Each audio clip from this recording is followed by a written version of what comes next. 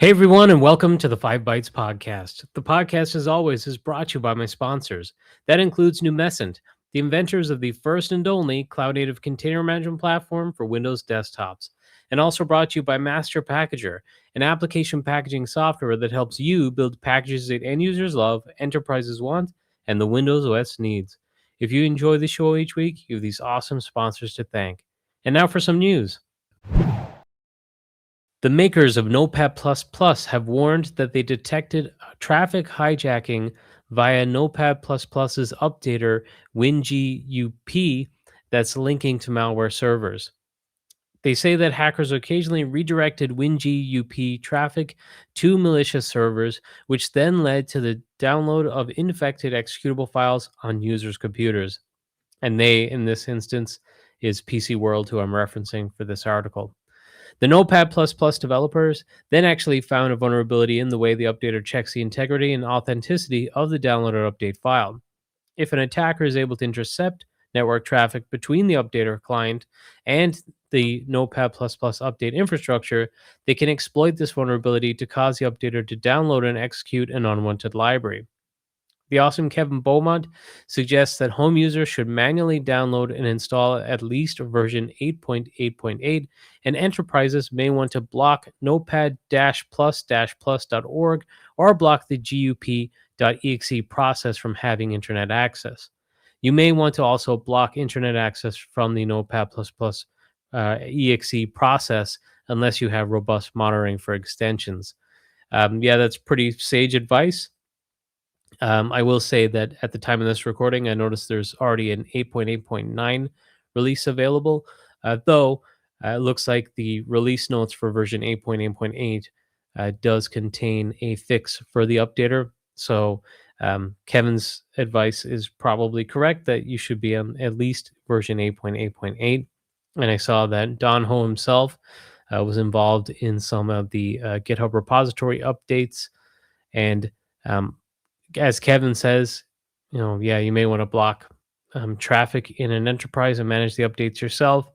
And I think that's probably pretty good advice in general for applications now, especially since the days of the SolarWinds incident, which is several years ago now.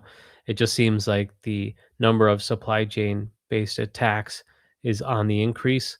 So enterprises really need to get a handle over their own application update processes again. Bleepycomputer.com this week reported on some Windows update issues, but also I saw the patch management group and also just like the Reddit subreddits, respectively, have covered several different issues related to the recent December Windows updates. But first up, Bleepycomputer.com reported that Microsoft is saying that recent Windows 11 security update KB5072033 is causing VPN networking failures for enterprise users running the Windows subsystem for Linux. Those who installed a preview update back in October may also encounter problems. On impacted systems, users are experiencing connectivity issues with some third-party VPN applications when mirrored mode networking is enabled, preventing access to corporate resources. The issue stems from VPN applications' virtual network interfaces failing to respond to address resolution protocol requests, which map IP addresses to MAC addresses. Microsoft said, quote, "This issue happens because the VPN application's virtual interface doesn't respond to ARP, which is Address Resolution Protocol. Home users of Windows Home or Pro editions are unlikely to experience this issue. It primarily affects connectivity to enterprise resources over a VPN, including direct access." End quote. Microsoft says it's investigating this known issue, but has yet to provide a timeline for a fix or a workaround, and added that additional information will be shared when available. Those affected by this bug are seeing no route to host errors in their WSL environments, even though their Windows host systems can normally access the same destinations. According to Microsoft, the problem affects OpenVPN and enterprise VPN solutions, such as Cisco Secure Client. And also a heads up this month to those with Windows 10 and Windows Server 2019 in their environments. After installing the December 2025 Windows security updates, users may face issues with the message queuing functionality. This issue also impacts clustered MSMQ environments under load. And due to the issue, users may encounter some symptoms that include MSMQ queues becoming inactive, IIS sites failing with insufficient resources to perform operation errors, applications unable to write to queues, errors such as the message file C Windows System 32 MSMQ storage *.mq cannot be created when creating message files, and misleading logs like there is insufficient disk space or memory despite sufficient disk space and memory being available. This issue is caused by the recent changes introduced to the MSMQ security model and NTFS permissions on the MSMQ storage folder within Windows System 32. MSMQ users now require write access to this folder, which is normally restricted to administrators, and as a result, attempts to send messages via MSMQ APIs, and they might fail with resource errors. Separately to these issues, I saw the Patch Management Mail Group is warning that 2025 December security update KB5072033 is not installing on quite a few machines, with multiple people in the group confirming this. So unfortunately, several issues related to the December updates, and it's not ideal because people are getting prepared for time off for the holidays. So a heads up if you're facing into the holidays and you haven't tested the patches yet. According to neowin.net, Google's security team at Project Zero discovered an elevation of privilege bug in the new administrator protection feature in the Windows 11 Insider preview releases in the past, which that administrator protection feature, I believe, is production now. I believe I covered that in recent episodes of the podcast.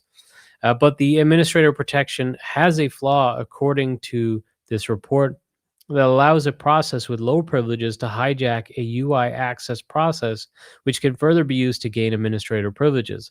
The researcher reported this vulnerability privately to Microsoft on August 8th, which meant that the company had until November 6th to fix it to meet that usual 90-day threshold. After receiving an extension for the deadline, Microsoft was able to deliver a patch on November 12th. Thus, there was no public reporting of the issue at the time. But James Forshaw from Project Zero, who worked on this incident or issue, reopened the issue later, stating that the patch was incomplete and did not mitigate the flaw fully. And as a result, the security bug has been made public following what is reportedly called radio silence from Microsoft.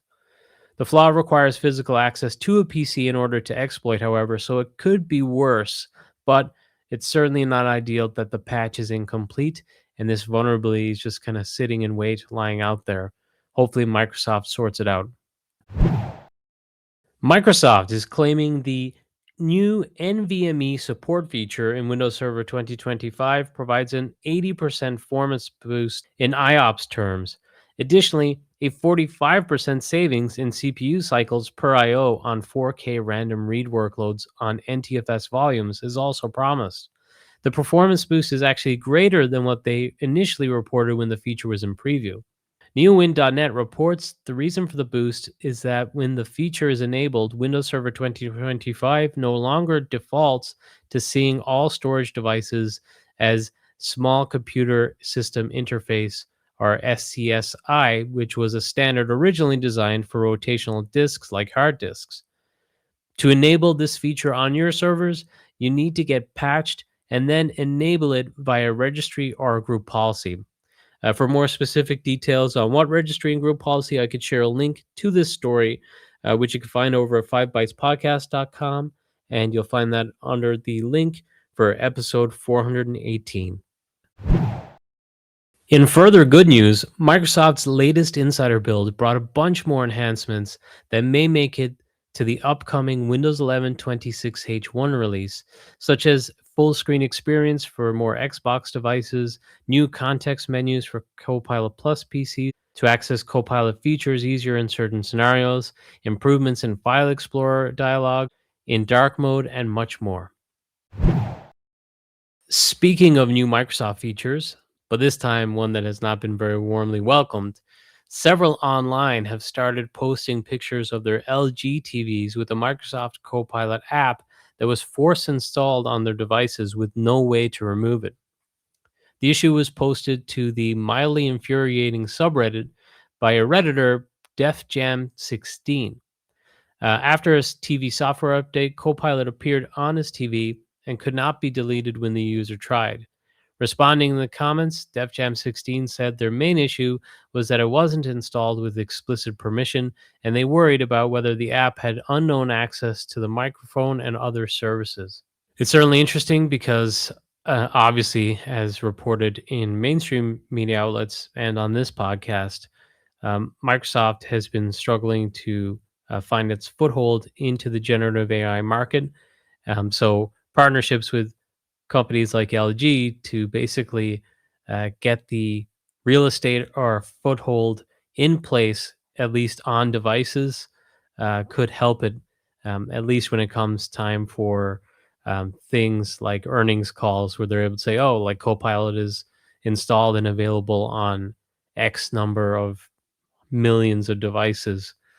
But the other side of this is people don't necessarily like being forced to take this stuff, even if it's not intrusive, even if it's just installed and it's a shortcut on their TV. They don't like it. So it's a dangerous game to play, I feel.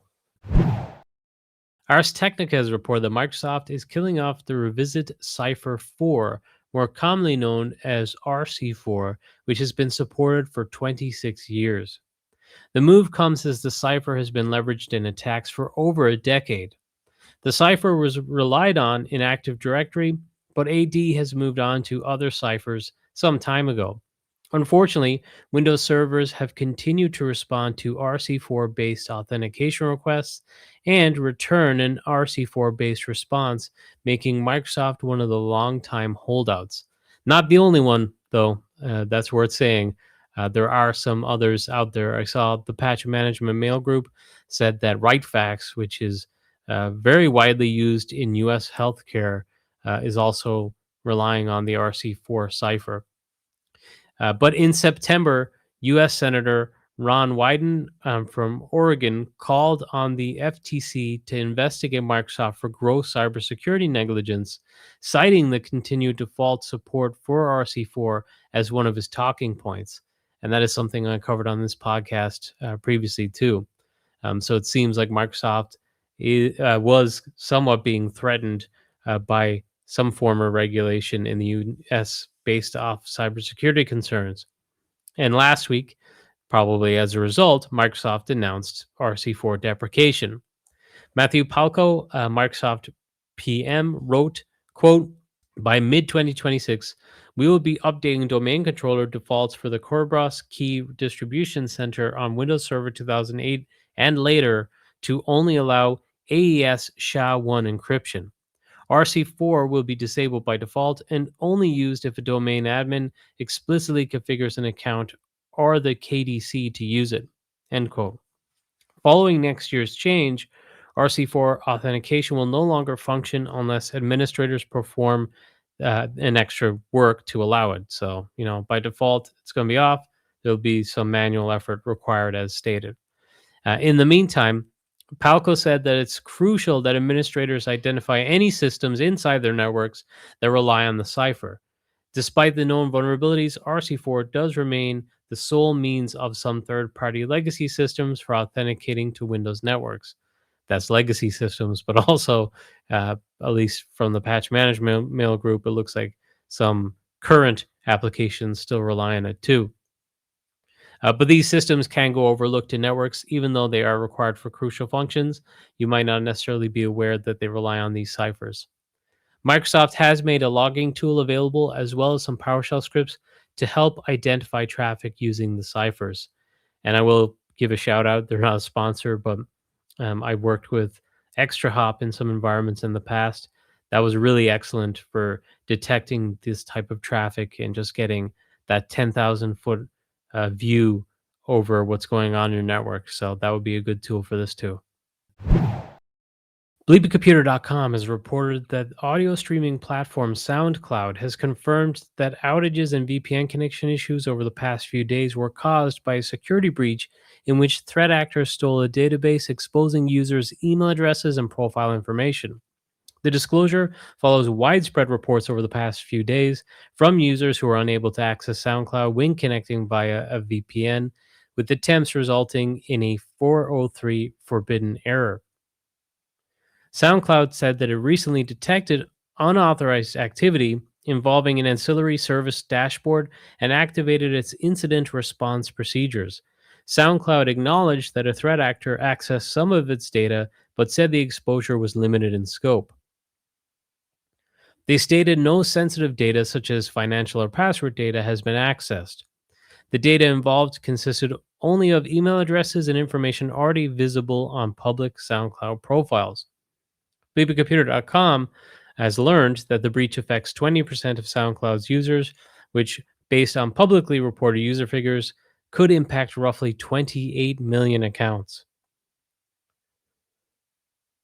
SoundCloud said that it's confident that all unauthorized access to their systems has been blocked and that there is no ongoing risk to the platform. The culprits in this case are shiny hunters, who allegedly also breached Pornhub recently, taking some data of its premium users. And I may be a victim of one of these breaches. SoundCloud. But since I use SoundCloud as my main platform for distributing the audio only version of this podcast, it is possible that my data will be uh, caught up in this breach. But luckily, I used a podcast dedicated email address. So it sounds like the worst case is that that email address might be compromised. They say that payment and financials was not compromised, but it's early in the day. Sometimes the information gets updated a few weeks after the breach. Hopefully, it's the case that legitimately, like credit card information and financials, has not been compromised. But I guess we'll have to wait and see. Bleepingcomputer.com has reported that law enforcement authorities in Europe dismantled a fraud network operating call centers in Ukraine that scammed victims across Europe out of more than 10 million euros. The call centers were located in 3 different cities in Ukraine, including Kyiv, that employed approximately 100 people from across Europe. The criminals defrauded over 400 known victims through various schemes, including impersonating bank employees and police officers, tricking victims into believing that their bank accounts had been compromised, and asking them to transfer funds to safe accounts controlled by the fraud ring, which seems a bit crazy that people would actually fall for that one. In some cases, they stole victims' bank credentials after persuading them to install remote access software on their devices, enabling criminals to hijack their accounts. And BleepingComputer.com has reported that in some cases, they even met victims in person to collect cash. The network operated as a commission based criminal enterprise, paying employees up to 7% of proceeds from successful scams. And I find it really fascinating that they were operating these call centers in various regions of Ukraine in what is an active war zone. But I guess when there's a will, there's a way. Petroles de Venezuela, Venezuela's state-owned oil company, was hit by a cyber attack over the weekend that disrupted its export operations. While they report operations have not been affected due to fast action by their team, this is contradicted by various media outlets who report their systems remain offline. In its Monday statement, PDVSA also blamed the United States and domestic conspirators for orchestrating the attack as part of an attempt to undermine national stability. And it seems a little bit like a conspiracy theory to suggest that the U.S. would have attacked the oil infrastructure within Venezuela at this time. But I'm sure it's not a coincidence it's happening right now when they're also seizing tankers. So a little bit of a worrying escalation, and definitely of interest because this is a cyber attack, likely a nation state based attack, and it's on another country's critical infrastructure. The United States government has put its tech prosperity deal with the United Kingdom on hold, according to neowin.net, citing the UK's lack of progress in lowering trade barriers in other areas. The deal has a total value of around £31 billion, including a £22 billion investment from Microsoft and £5 billion from Google. The core of the deal would see the creation of an AI growth zone in the northeast of England, which UK officials say could bring in up to £30 billion and create 5,000 jobs. Under the agreement reached by both countries previously, and I previously reported this on the podcast, the deal would only become operative alongside substantive progress being made to formalize and implement it. Neowin.net reports that the decision by the US is caused by three big sticking points. First, there's the digital services tax that the UK government levies on companies, including the US big tech companies. It is a 2% tax that raises around £800 million per year for the UK. The second is the UK's food safety rules. The UK bars exports currently of certain US agricultural products such as chlorine washed chicken or hormone treated beef. And finally, the US is not pleased about online safety rules that the UK has introduced because they put a greater burden on big tech to ensure a safe environment for children online. Ooh, the UK is in a tough spot on this one. This is actually the chlorine washed chicken and the hormone treated beef was actually a big thing or a big item in the UK news during the whole Brexit kerfuffle. It was a little bit of a fear mongering. It's like, well, a trade deal with the US means we'll have to take chlorine washed chicken and hormone treated beef. And then once I was like, oh, no, no, that's not going to happen. We'll never have to do that. But it really seems like the US is trying to get the United Kingdom to accept uh, both hormone treated beef and chlorine washed chicken. And that will present a problem for Ireland too, because we currently have an open border with part of the United Kingdom. So, um, how to stop that from getting into Ireland would be a little bit tricky if this does come to fruition. But yeah, in general, things are pretty crazy right now. Ars Technica has reported that Oracle's stock dropped by 11% in value after reported disappointing revenues last Wednesday, alongside a $15 billion increase in its planned spending on data centers this year to serve artificial intelligence groups. Yeah, I mean, it's not surprising that there's such a big spend on the data center side because there's this huge rush and big spend by all the big vendors. But yeah, this is the downside. Such a massive drop in the stock price, not good for investors and not good for the financial health of the companies. Ars Technica also reported that last Thursday, OpenAI released GPT 5.2, its newest family of AI models for ChatGPT, and it's in three versions called Instant, Thinking, and Pro. It's reportedly better at creating spreadsheets, building presentations, writing code, perceiving images, understanding long text, using tools, and then linking complex multi-step projects. GPT 5.2 features a 400,000 token context window, allowing it to process hundreds of documents at once and a knowledge cutoff date of August 31st, 2025. So it's pretty up to date and recent, I guess. GPT 5.2 is rolling out to paid ChatGPT subscribers. Starting, it was actually last Thursday, but I didn't actually get 5.2 until I believe Tuesday of this week. And API access is available to developers already. Pricing in the API runs $1.75 per million input tokens for the standard model, a 40% increase over the GPT 5.1. OpenAI says the older GPT 5.1 will remain available in ChatGPT for paid users for 3 months under a legacy model's dropdown. It'll be interesting to see how this version is perceived, as it does seem to be perceived right now that Google's Gemini is pulling ahead in the AI race. Finally, in the news for this week, Disney has announced a $1 billion investment in OpenAI and a 3-year licensing agreement that brings more than 200 Disney characters to Sora 2. Under the new agreement with Disney, Sora users will be able to generate short videos using characters such as Mickey Mouse, Darth Vader, Iron Man, Simba, and characters from franchises including Frozen, Inside Out, Toy Story, and The Mandalorian, along with costumes, props, vehicles, and environments. The ChatGPT image generator will also gain official access to the same intellectual property, although that information was trained into these AI models long ago.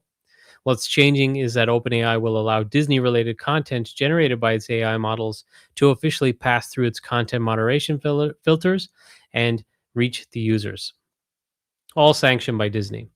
On Disney's end of the deal, Disney plans to deploy ChatGPT for its employees and use OpenAI's technology to build new features for Disney Plus. A curated selection of fan-made Sora videos will stream on the Disney Plus platform starting in early 2026. I'm going to guess that's not going to be very popular, but hey, prove me wrong. The agreement does not include any talent likenesses or voices. Disney and OpenAI said they have committed to maintaining robust controls to prevent the generation of illegal or harmful content and to respect the rights of individuals to appropriately control the use of their voice and likeness. It will be very interesting to see then if you're trying to do a short clip with, say, Iron Man, and you want the character to say something. What is that voice going to sound like? Is it going to sound close to Robert Downey Jr.? If so, that seems like shaky territory for likeness, right? It's got to sound completely different. And at that point, who really wants to use that feature? It's just kind of sucky, in my opinion. But hey, what do I know? But now, this episode's scripts, tricks, and tips. I'll keep it short for this week, and I'd just like to promote one thing, and that is the fact that the Festive Tech Calendar is currently happening. So, if you're not familiar with the Festive Tech Calendar, there's technical sessions presented by many, many different individuals all through the month of December. So, there's multiple different tracks, multiple different sessions each day. So, December 1st, December 2nd, and this includes during the weekends. I had the privilege of taking part and having sessions at the Festive Tech Calendars, I think for 2 or 3 years. I haven't in a couple of years. I really like to get back to it, but it's an amazing resource. An awful lot of time goes into it. So I'll share a link if you want to check out some of the content for yourself. And yeah, that's it for this episode. I'm probably going to get an episode out early next week because, well, it's the holidays. And then I'll probably do the kind of annual wrap up the week after, I'm guessing. I haven't looked at a calendar, but I usually do one around New Year's. So expect that as well. Thanks so much for listening.